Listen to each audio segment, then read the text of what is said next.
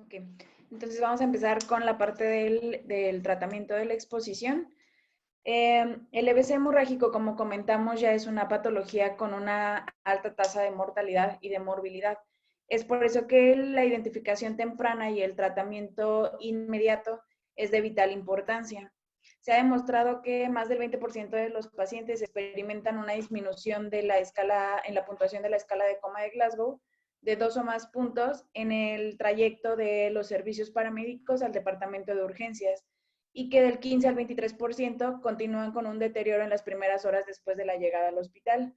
Por eso, tanto el tratamiento prehospitalario como el hospitalario influyen o afectan el pronóstico del paciente. Es tan importante esto que en las guías dan también un apartado a la fase de tratamiento prehospitalario. En cuanto a esto refiere, el manejo de la vía aérea debe ser inmediato en cuanto se detecte que es necesario en la presentación clínica de nuestro paciente.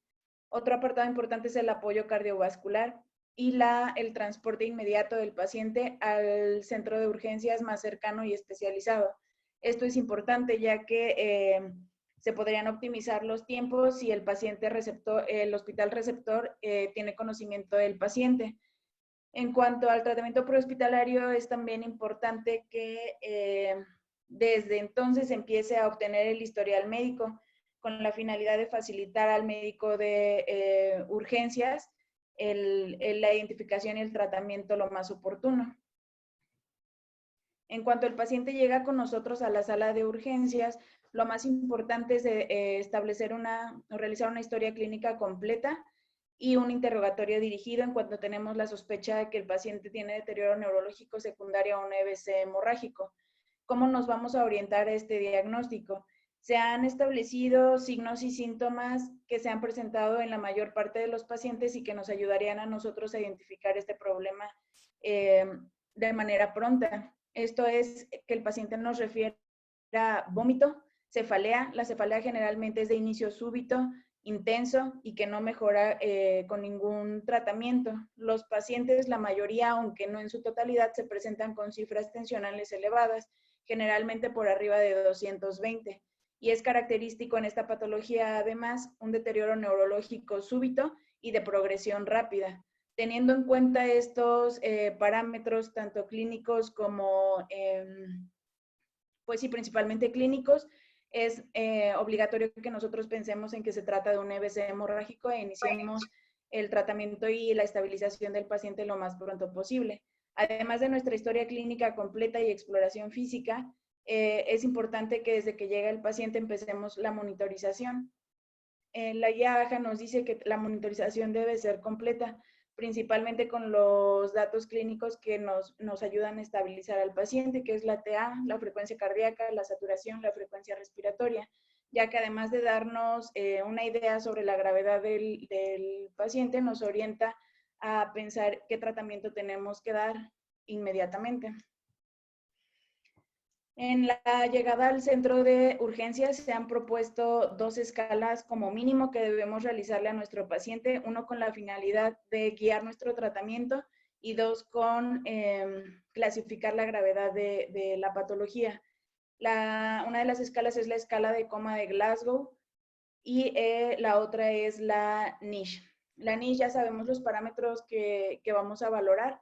Entonces, únicamente identificar la puntuación y con esto poder dar una pauta sobre la gravedad del paciente. Con una puntuación de 0 es poco probable que se trate de un ictus. Con una puntuación de 1 a 4 lo clasificaríamos como un ictus leve. De 5 a 15 como uno moderado, de 16 a 20 como uno grave y de 21 a 42 como un ictus muy grave. Estas son las escalas base que tiene que tener nuestro paciente en cuanto llega a la sala de urgencias. Una vez que establecimos o que sospechamos ya el diagnóstico de un EBC hemorrágico, la primera parte que vamos a hacer es estabilizar correctamente a nuestro paciente. Es lo primero que tenemos que hacer, igual que en todas las patologías, el correcto abordaje de un ABCDE influye de manera directa sobre el pronóstico de nuestro paciente. Entonces, vamos a hablar primero sobre el manejo de la vía aérea en caso de que se requiera. Tenemos varias indicaciones para nosotros manejar la vía aérea avanzada, tanto gasométricas como clínicas. En el paciente neurocrítico nos dice que es indicación de manejo de la vía aérea, una escala de coma de Glasgow menor de 8, que haya compromiso de la vía aérea, de acuerdo al tamaño y localización de la hemorragia, ya que nosotros al ver cierto tipo de hemorragia o cierta localización podemos esperar que el paciente tenga un deterioro súbito, entonces evitemos, con la finalidad de evitar mayores complicaciones, tendríamos que hacer un manejo de la vía aérea avanzada de manera temprana, o que el paciente esté con periodos de apnea. Entonces, en la sala de urgencias es común que nosotros utilicemos la secuencia de intubación rápida. Para recordar esta parte, vamos a mencionar rápidamente los pasos de la secuencia de intubación. En el primer paso tenemos la preparación. En esta parte vamos a verificar que nuestro equipo esté funcional y completo. Vamos a checar la disponibilidad del material y medicamento que vamos a utilizar y verificar algo que normalmente nos cuesta bastante trabajo, que el paciente tenga permeable una vía intravenosa para administración de medicamentos. Teniendo todo completo, vamos a pasar al siguiente paso, que es la preoxigenación. La preoxigenación consta de administrar oxígeno al 100% durante 3 a 5 minutos, con la finalidad de generar la desnitrogenización de la vía aérea, con la finalidad de que nuestro paciente pueda tolerar mayores periodos de apnea. Además de la preoxigenación, continuamos con la premedicación. El objetivo de la premedicación es administrar medicamentos que eviten las complicaciones relacionadas a la manipulación y manejo de la vía aérea. Los que más frecuentemente utilizamos o que más frecuentemente tendríamos que utilizar son la atropina, que nos disminuiría el riesgo de presentación de bradicardia al manipular la vía aérea, la lidocaína, que disminuye la probabilidad de laringoespasmo y además tiene efectos sobre la presión intracraneal, y los opiáceos, con la finalidad de mantener una correcta analgesia en nuestro paciente. El siguiente paso es la parálisis e inducción. En la inducción existe una amplia gama de medicamentos que podemos utilizar. Ahorita en la siguiente diapositiva voy a hablar un poquito más sobre los medicamentos de la inducción, y sobre los medicamentos para la parálisis debemos recordar que un paciente no debe ser paralizado sin antes nosotros comprobar que podemos ventilarlo de manera adecuada, ya que si lo paralizamos y no tenemos controlada la ventilación, podemos llevarlo a periodos de apnea prolongados, empeorando el pronóstico del paciente. El siguiente paso es la posición del paciente y la laringoscopía. Debemos tener una adecuada posición del paciente, tanto del paciente como de el paciente para con el médico que va a realizar la laringoscopía. La posición en la que debe estar nuestro paciente es la posición de olfateo, que es en una hiperextensión de la columna cervical, siempre y cuando no sospechemos de una lesión a este nivel. Y la laringoscopía con la finalidad de determinar si se trata de una vía aérea difícil y prepararnos para tratarla. Existen varias escalas que podemos utilizar para determinar si es difícil o no. Entre las más comunes se encuentra la escala de Cormack y la de Macocha. Esto nos divide al paciente en grados, en grupos, y determinando estas escalas nosotros nos podemos dar cuenta qué tan fácil vamos a tener el acceso a la vía aérea. El siguiente punto es la comprobación de la colocación. Una vez que nosotros insertamos la cánula endotraqueal, debemos comprobar que esté bien colocada, con la finalidad de evitar complicaciones complicaciones relacionadas a la ventilación, como barotrauma, lesión de la vía aérea, o que estemos ventilando únicamente un campo pulmonar. La manera en la que lo podemos hacer son varias. Tenemos a simple vista, por ejemplo, la presencia de vaho a través de la cánula endotraqueal, la correcta mecánica ventilatoria, es decir, que el tórax se expanda de manera correcta y bilateral, y lo podemos hacer también con la oxigenación, comprobando que el paciente mantenga una buena oxigenación, auscultándolo. Se mencionan 5 puntos en los que tendríamos que auscultar al paciente para la correcta comprobación, y aunque no lo tenemos en la sala de urgencias, es también una opción de comprobar la capnografía. Como un último paso de la secuencia tenemos los cuidados post-intubación, entre los que vamos a tener como meta mantener una correcta pseudoanalgesia de nuestro paciente, El siguiente punto es la manipulación de los parámetros ventilatorios y el tratamiento de la causa que nos llevó a manejar a nuestro paciente de esa manera. Esos son como, para recordar rápido, la secuencia de intubación rápida. En cuanto a los medicamentos para la inducción, hay varias opciones que podemos utilizar y tenemos que individualizar el tratamiento. Tenemos que ver en qué presentación clínica está nuestro paciente, los antecedentes que tiene y sobre eso elegir el medicamento de elección para él. Tenemos como opción de tratamiento el propofol. El propofol es un fármaco hipnótico sedante. Su mecanismo de acción se basa principalmente en ser agonista de los receptores GABA. Tenemos dos tipos de dosis, una dosis de inducción que va de 1.5 a 2 miligramos y una dosis de infusión continua que va de 1 a 5 miligramos kilo hora. Las principales ventajas de este medicamento en el paciente neurocrítico es que su tiempo de acción es rápido y la duración de su acción es corta. Esto nos permite continuar con la evaluación neurológica constante que requieren los pacientes neurocríticos. Sin embargo, tiene también varias desventajas que hacen que no se pueda utilizar en todos los pacientes, entre las que se encuentran el efecto importante que tiene sobre el estado hemodinámico del paciente. Se ve una reducción marcada de la tensión arterial, lo que nos llevaría a una reducción de la presión de perfusión cerebral, y es una de las cosas que se deben evitar en el paciente neurocrítico. Además que se ha comprobado que, aunque no es común, se puede desarrollar el síndrome de infusión de propofol.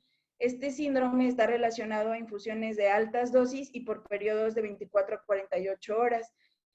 Como media se toma una dosis de 4 miligramos kilo hora por un periodo de 24 a 48 horas. Es un síndrome que al presentarse empeoraría de manera importante el pronóstico de nuestro paciente y lo podemos encontrar clínicamente con acidosis metabólica de anión GAP elevado, siempre y cuando descartemos que esta acidosis se trate por otra o que sea secundaria a otra causa. Las arritmias, generalmente las de tipo Brugada, la falla cardíaca que progresa generalmente de manera rápida, y es común que los pacientes generen rhabdomiólisis o desequilibrios hidroelectrolíticos como la hipercalemia. Entonces, si vamos a elegir este medicamento como nuestra infusión de mantenimiento, debemos estar pendientes de este síndrome y del desequilibrio cardiovascular que se puede presentar. Otro medicamento que se ha estudiado para el uso en los pacientes neurocríticos es la ketamina. Igual que el propofol, tiene una dosis de inducción y una dosis de infusión. La dosis de inducción va desde 1 hasta 2.5 miligramos kilo y la dosis de infusión de 0.7 a 3 microgramos kilo hora. La ketamina, su mecanismo de acción se basa en agonizar los receptores N-metil de aspartato. Esto nos va a llevar a un efecto tanto amnésico como analgésico y sedante. Las ventajas de este medicamento sobre el propofol, por ejemplo, es que tiene mayor estabilidad hemodinámica o menor repercusión hemodinámica sobre nuestro paciente, lo que nos garantiza tanto el flujo cerebral como la presión de perfusión cerebral. Sin embargo, tenemos que estar pendientes también porque así como el propofol tiene un síndrome relacionado a su infusión continua, la ketamina se ha mostrado que puede generar falla hepática y cistitis hemorrágica en las infusiones de mantenimiento. Entonces tenemos que estar también pendiente de estas alteraciones.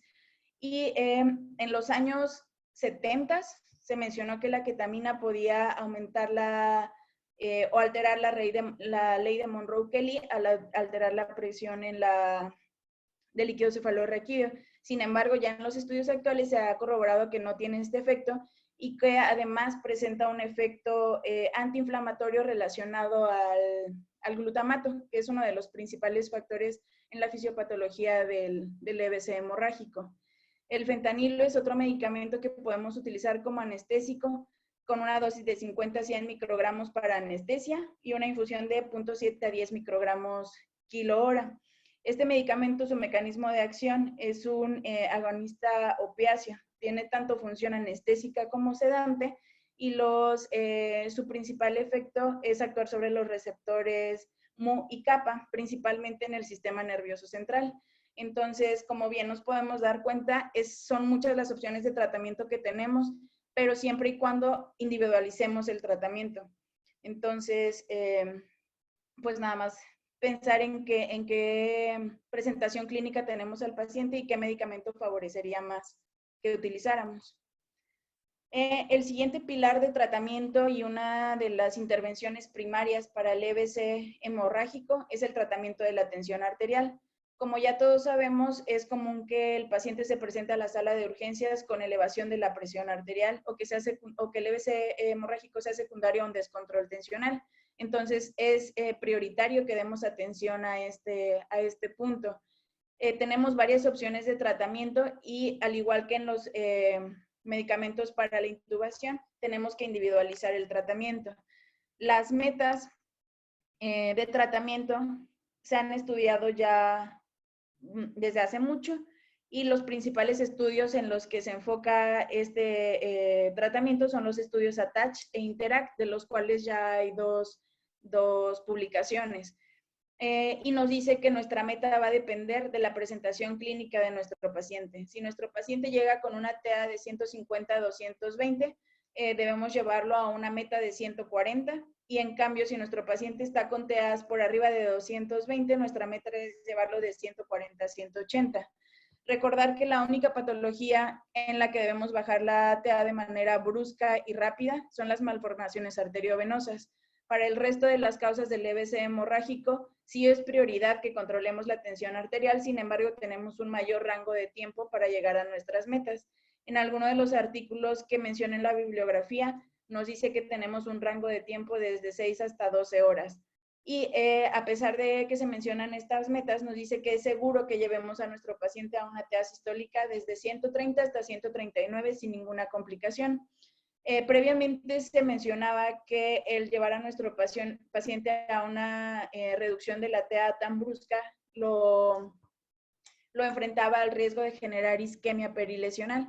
Sin embargo, ya se dio de baja esta hipótesis y nos dicen la mayoría de las guías que es seguro que nosotros manejemos la TA de manera rápida y lo llevemos a estas metas y que no se va a generar ninguna complicación isquémica o que es poco probable que se genere.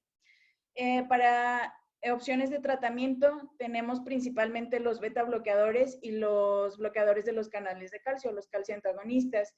Y la característica del medicamento óptimo para el manejo tendría que ser de acción corta, fácil manejo y fácil acceso. Los tres principales tratamientos son el nicardipino, el abetalol y el esmolol, los tres pertenecientes a los grupos de medicamentos que mencioné, calcioantagonistas y beta bloqueadores. El nicardipino, por su parte, es un inhibidor de los canales de calcio o un bloqueador de los canales de calcio, perteneciente a la familia de los dihidropiridínicos. Esto hace que sea más selectivo hacia el flujo de coronario y cerebral. Entonces es por eso que lo tenemos como elección en el paciente neurocrítico y podemos ir en una dosis de carga de 5 miligramos y irlo titulando de acuerdo a la dosis respuesta. El siguiente medicamento que podemos utilizar es el abetalol, un beta bloqueador. Es un beta bloqueador no selectivo, tiene efecto tanto en los receptores alfa como en los receptores beta. Y nos menciona que podemos utilizar una dosis de bolo de 5 a 20 miligramos e igual manera ir titulando nuestra dosis de acuerdo a la respuesta. Otro de los medicamentos que podemos utilizar es el esmolol. En el esmolol me enfoqué un poquito más en la presentación y en la dosis porque es el medicamento que tenemos disponible en la unidad. Entonces es importante que conozcamos tanto su presentación y la manera en la que vamos a dar la indicación. El esmolol es un beta bloqueador también de acción rápida, de efecto corto, y la desventaja que tenemos es que el efecto es tan rápido que tenemos que tener una monitorización estrecha con el paciente. De hecho, las guías dicen que una vez que indicamos el esmolol tenemos que estar monitorizando la TA cada 4 minutos para evitar llevar nuestras cifras por debajo de metas. Su presentación es de 2.5 gramos en 10 mililitros y tenemos una dosis de carga de 500 a 1000 microgramos kilo durante el primer minuto y lo podemos repetir hasta en 3 dosis y una dosis de mantenimiento de 50 microgramos kilo minuto con un máximo de 200 microgramos kilo minuto día. Entonces, suponiendo que no vamos a diluir el medicamento y que vamos a utilizar esta presentación, aunque generalmente lo diluimos, en un paciente promedio de 70 kilos tendríamos una dosis de carga ya con nuestra regla de 3 de 1.4 mililitros en el primer minuto. Y sobre eso ir titulando, como mencioné, la monitorización debe ser estrecha cada 4 minutos y sobre eso podemos ir modificando la dosis de nuestro medicamento sin exceder la dosis de 200 microgramos kilo minuto.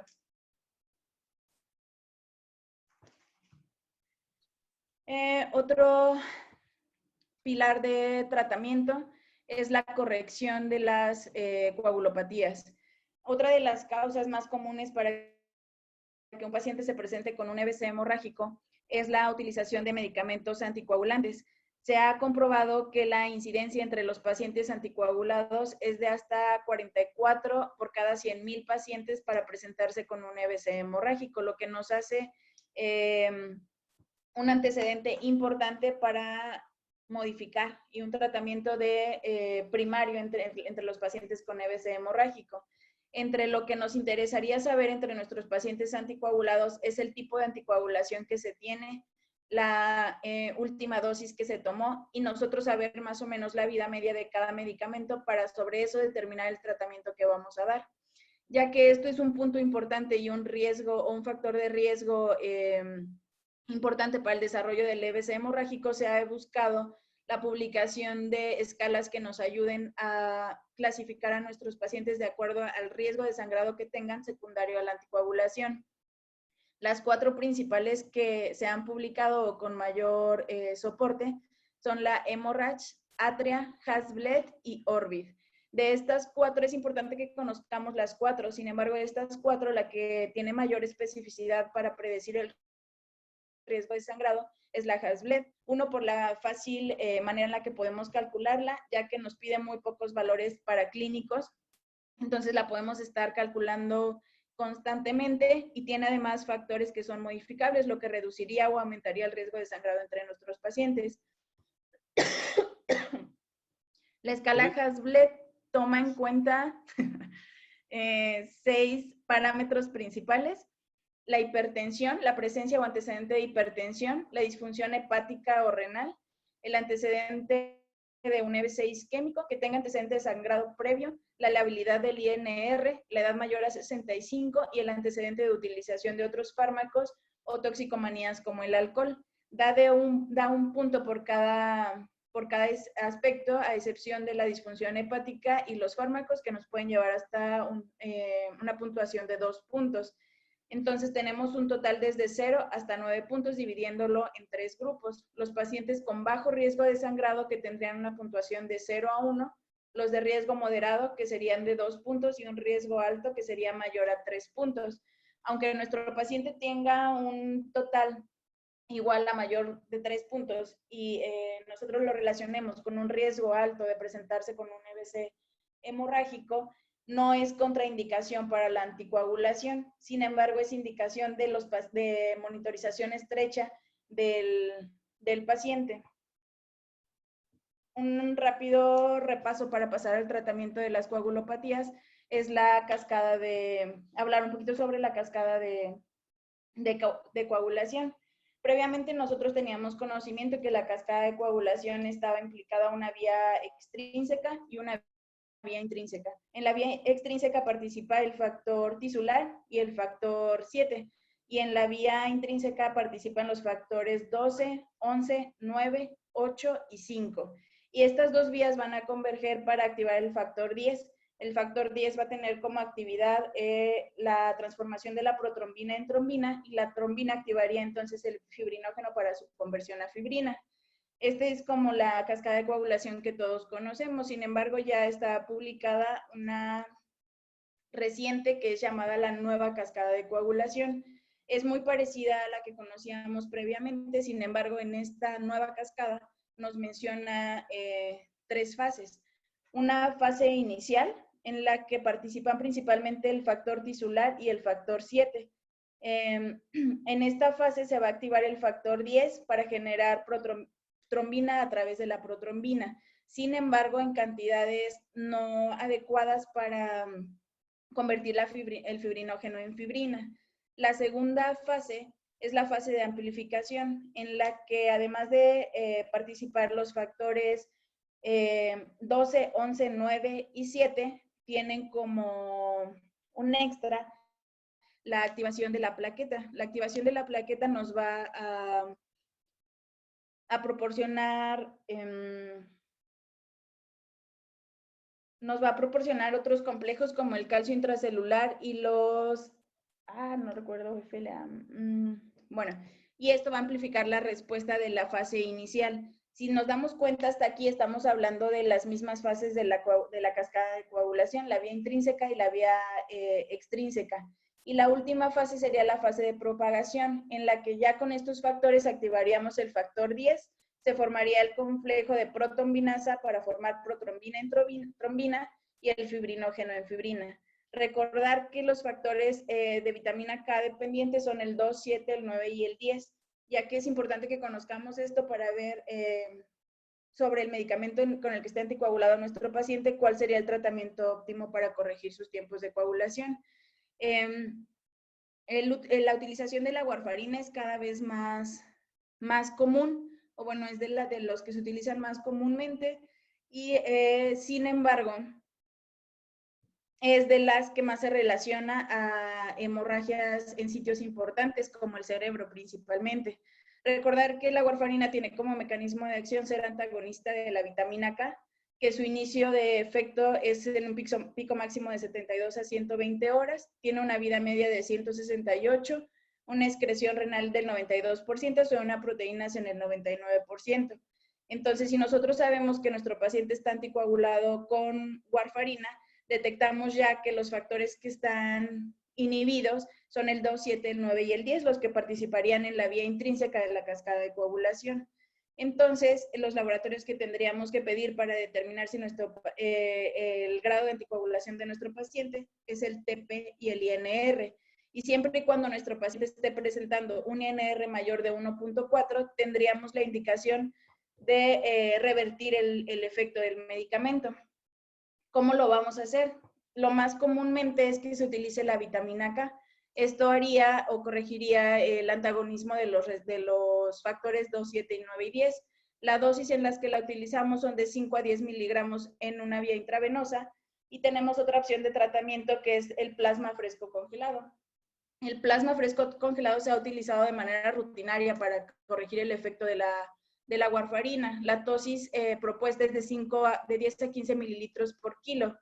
Sin embargo, se ha relacionado a los paquetes de plasma fresco a que como son grandes cantidades de líquido, podamos desarrollar lesiones relacionadas a la transfusión, como el TRALI, que es la lesión pulmonar asociada a productos de transfusión.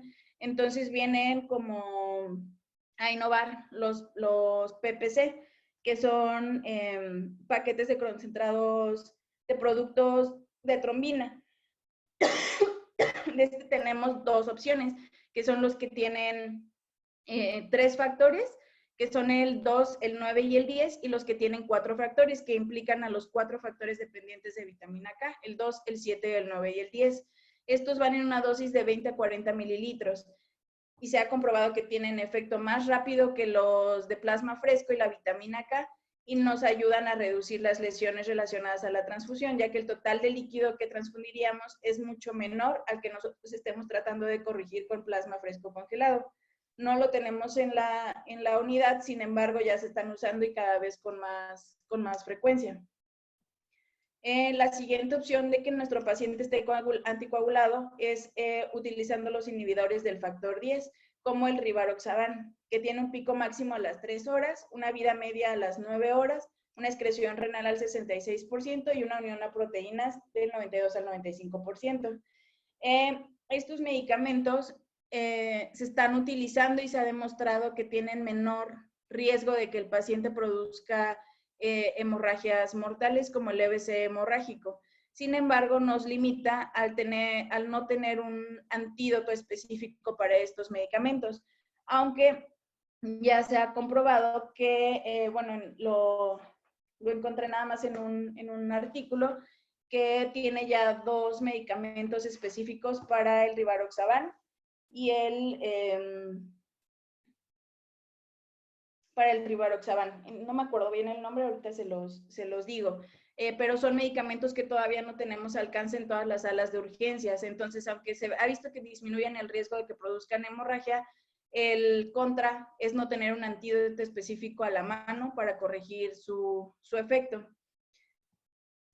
Otro medicamento que podría estar consumiendo nuestro paciente son los agentes antiplaquetarios, principalmente los inhibidores de la ciclooxigenasa y del receptor P2Y12, que es ASA y clopidogrel.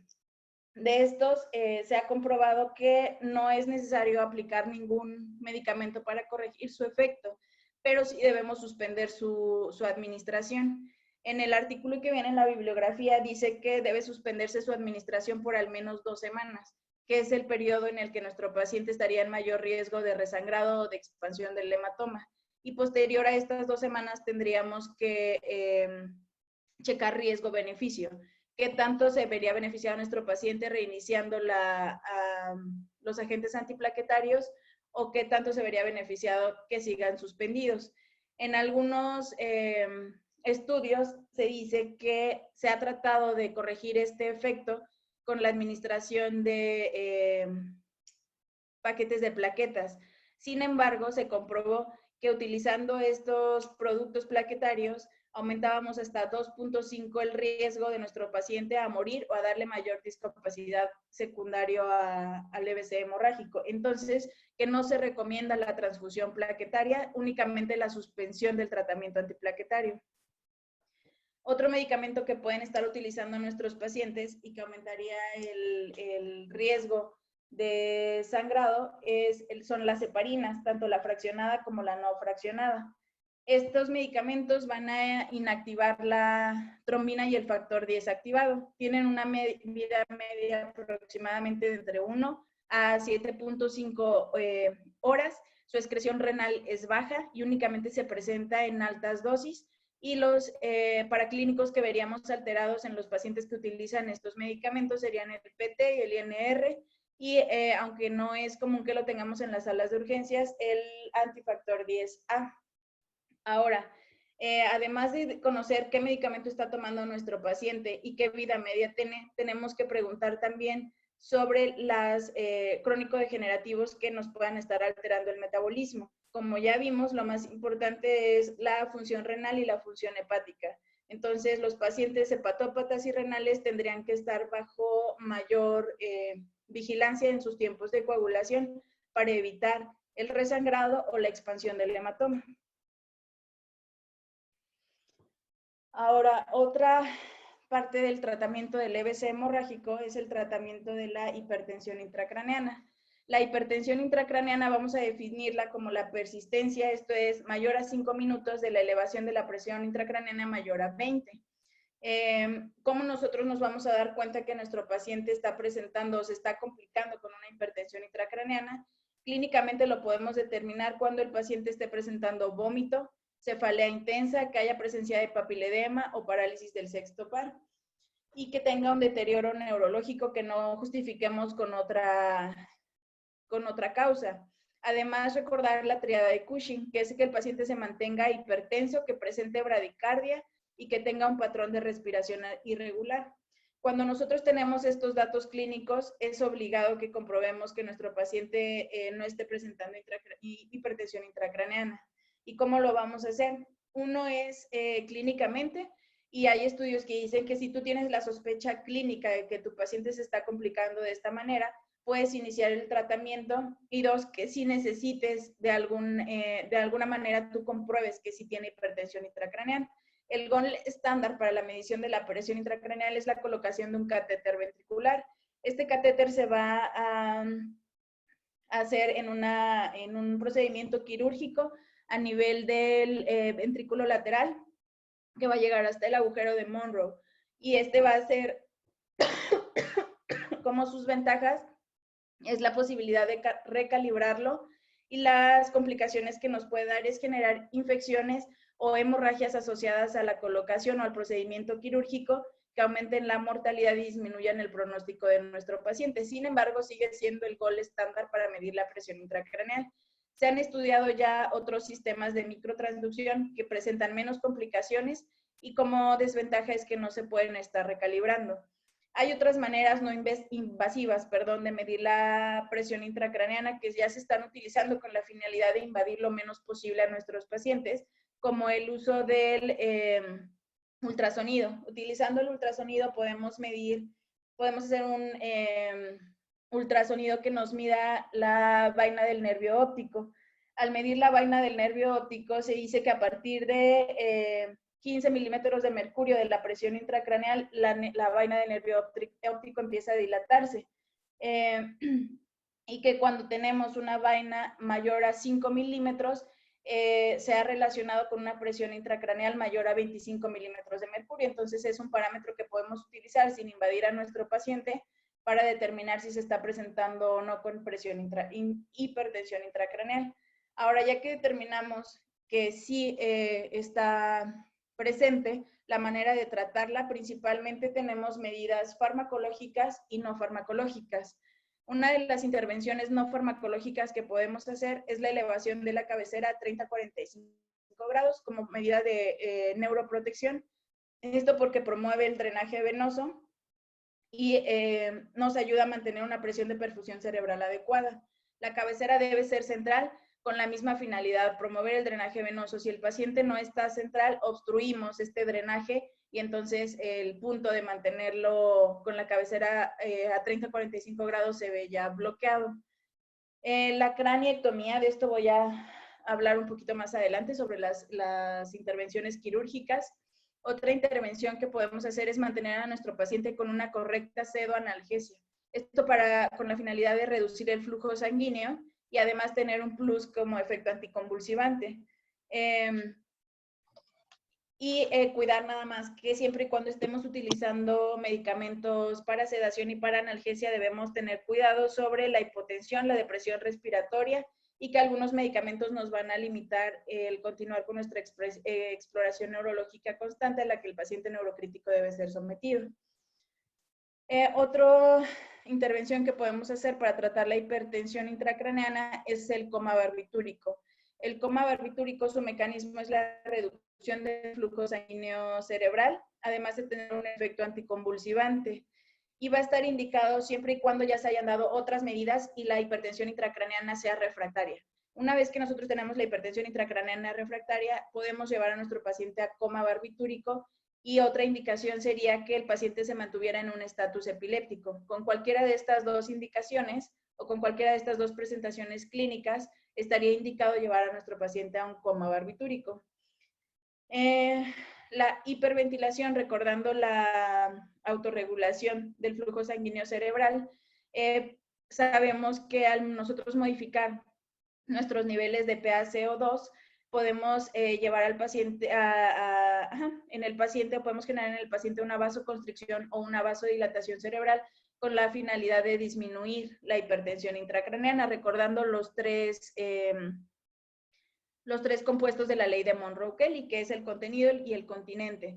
Entonces, si nosotros disminuimos uno de estos tres, podemos ayudar a la disminución de la presión intracraneal. Otras opciones de tratamiento es la utilización de soluciones hipertónicas y de manitol.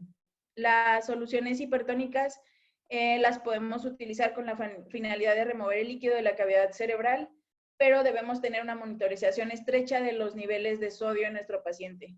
La indicación es que tengamos un control cada 4 a 6 horas y detener la terapia si nuestro sodio es mayor a 160 y debemos tenerlo con un acceso central si vamos a utilizar soluciones mayores al 3%, esta con la finalidad de evitar la necrosis de los tejidos periféricos en los que estamos administrando el medicamento. La otra opción de osmoterapia que tenemos es el uso del manitol en una dosis de 0.5 a 1.5 gramos por kilo y con el mismo mecanismo que la solución hipertónica, y de este debemos tener precaución sobre la osmolaridad. Si nuestro paciente aumenta su osmolaridad a mayor o igual a 320, es indicación de detener la osmoterapia. Y debemos tener además precaución, ya que un efecto adverso sería la hipotensión y la generación de lesión renal aguda. Sobre el tratamiento quirúrgico. El tratamiento quirúrgico hay varios estudios en los que se ha estudiado si realmente aporta algún beneficio sobre el pronóstico de nuestro paciente.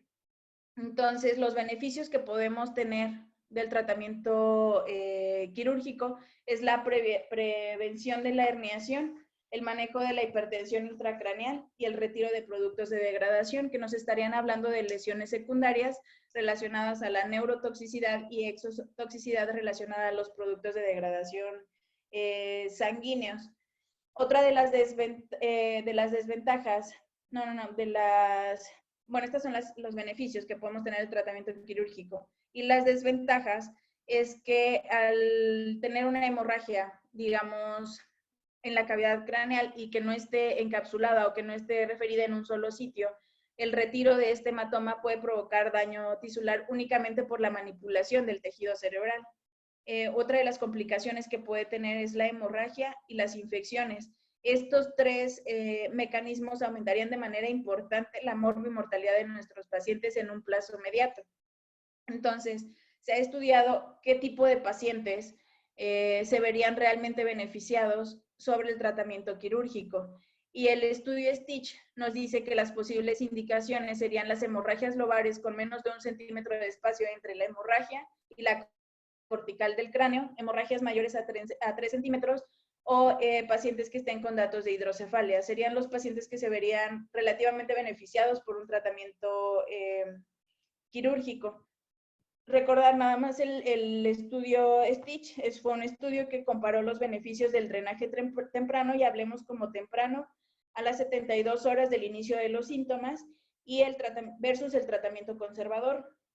Se incluyeron a los pacientes que se comprobó la hemorragia con una TAC no contrastada, que tenían presencia de hematomas mayores a 2 centímetros, que mantenían un Glasgow mayor de 5, y en los que el neurocirujano estuviera en duda si se beneficiaban o no del tratamiento quirúrgico.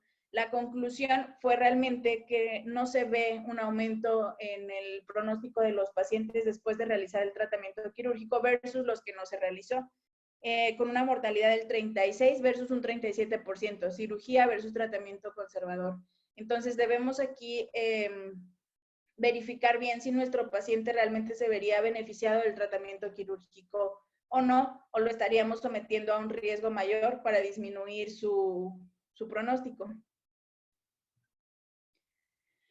Bueno, y las escalas pronósticas, depende el tipo de hemorragia, es la escala que podemos utilizar.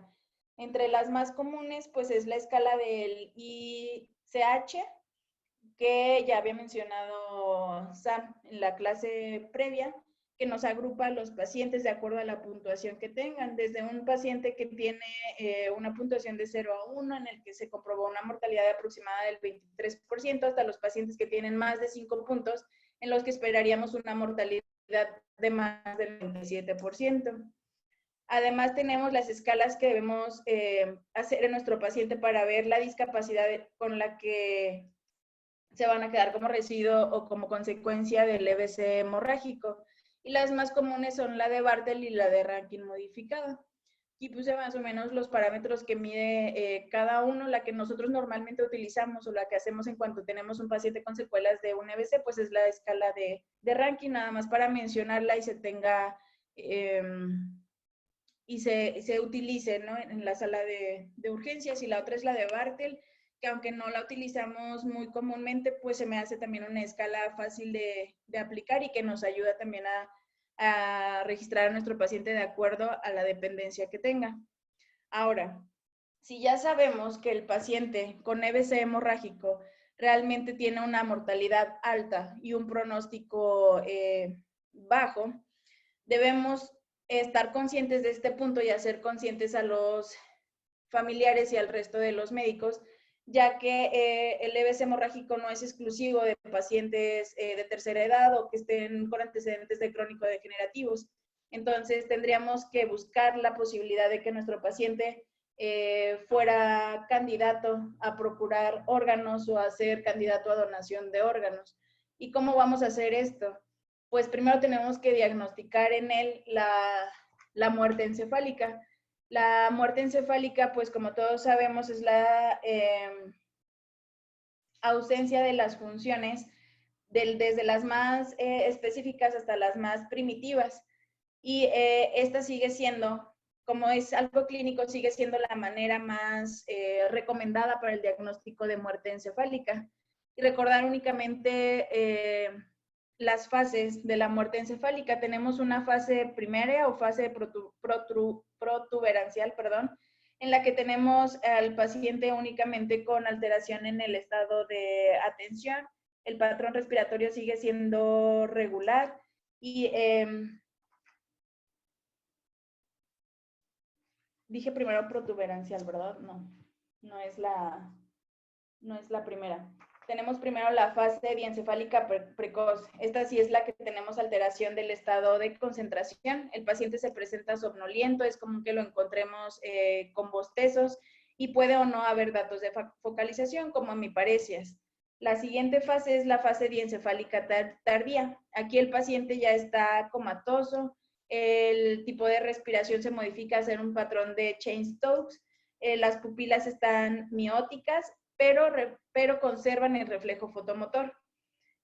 Y puede haber o no datos de decorticación. A partir de esta fase vamos a tener el Babinski positivo de manera, puede ser uni o bilateral. La siguiente fase es la fase mesencefálica, en el que vamos a encontrar al paciente en un coma profundo. Las pupilas las vamos a encontrar irregulares y es importante aquí que en esta fase ya tenemos ausencia del reflejo fotomotor. Tenemos el reflejo conocido entre nosotros como ojos de muñeca y el patrón respiratorio ya se ve modificado a una hiperventilación neurógena central. La siguiente fase es la fase protuberancial. Aquí el patrón respiratorio ya es superficial con presencia de apneas. Las pupilas son intermedias y ya no están reactivas al reflejo luminoso. Y la fase vulvar, en la que la respiración es atáxica, hay presencia de hipotensión o disautonomías cardíacas, esto con tendencia a la bradicardia o con extrasístoles o disautonomías cardíacas generalmente. Y las pupilas se mantienen ya en una parálisis midriática. Entonces, estas son de manera clínica como nosotros podríamos determinar que nuestro paciente está con muerte encefálica. Además de esto, tenemos pruebas que podemos realizarle, porque una cosa es lo clínico, que sí es importante en la determinación de la muerte encefálica, pero además de tener lo clínico, tenemos que tener una prueba que corrobore nuestro diagnóstico. Y puede ser desde el electroencefalograma, en la que vamos a ver ausencia de actividad nerviosa, y 2, la prueba de atropina. Es una de las opciones que tenemos.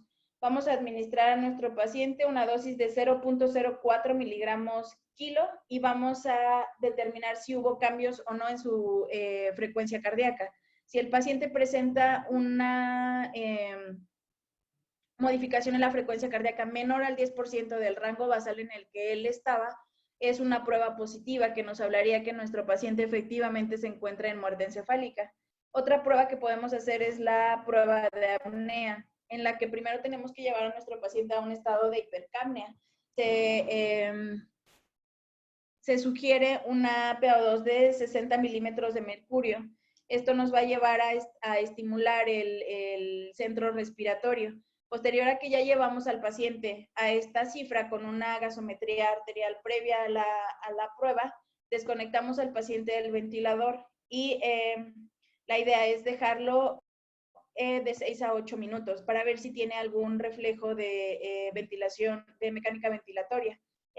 Posterior a este tiempo y que nosotros estamos verificando la movilidad del tórax, concluimos la prueba y tomamos una gasometría de control y tenemos que checar otra vez la modificación de nuestra PaCO2. En caso de que durante el tiempo en el que el paciente estuvo desconectado del ventilador no se vio cambios o movimientos torácicos, sería una prueba positiva que nos hablaría también de una muerte encefálica.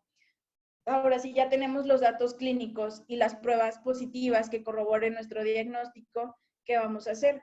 Tenemos que mantener a nuestro paciente en cuidados específicos para que continúe siendo candidato a donación. ¿Y cuáles son estas metas? Una PAM de 70 milímetros de mercurio, una uresis de 0.5 a 3 mililitros kilo hora, una presión venosa central de 8 a 12, una frecuencia cardíaca de 60 a 120 y una hemoglobina mayor a 10 miligramos sobre decilitro. ¿Cómo vamos a determinar si el paciente es candidato o no? Existen contraindicaciones, algunas absolutas y otras relativas. Las absolutas son la positividad o factores de riesgo para que sea portador de VIH, que tenga antecedente de una neoplasia maligna actual o reciente, que tenga una hipertensión severa con afectación visceral o que se encuentre en sepsis o choque séptico. En caso de que se presente con cualquiera de estas manifestaciones, nuestro paciente tendría contraindicación absoluta para ser candidato a donador. Y las relativas serían la edad. ¿Por qué la edad? Evidentemente los pacientes de tercera edad tendrían menor probabilidad de ser candidatos para donación. Sin embargo, pueden donar tejidos, aunque no sea un órgano como tal, se puede llevar a donación de tejidos, entonces la edad es relativa. No únicamente nos habla de la posibilidad o de la cantidad de tejidos u órganos que pueden donarse. El desconocimiento de antecedentes personales. Si es un paciente en el que no tenemos conocimiento qué crónico degenerativos tenía o qué antecedentes personales no patológicos tenía, tampoco es candidato a ser donador, ya que estaríamos aumentando el riesgo del receptor. Que tenga una hipertensión moderada o que sea positivo a el virus de la hepatitis C o de la hepatitis B. Estas serían las contraindicaciones relativas para ser donador de órganos. Y pues nada más.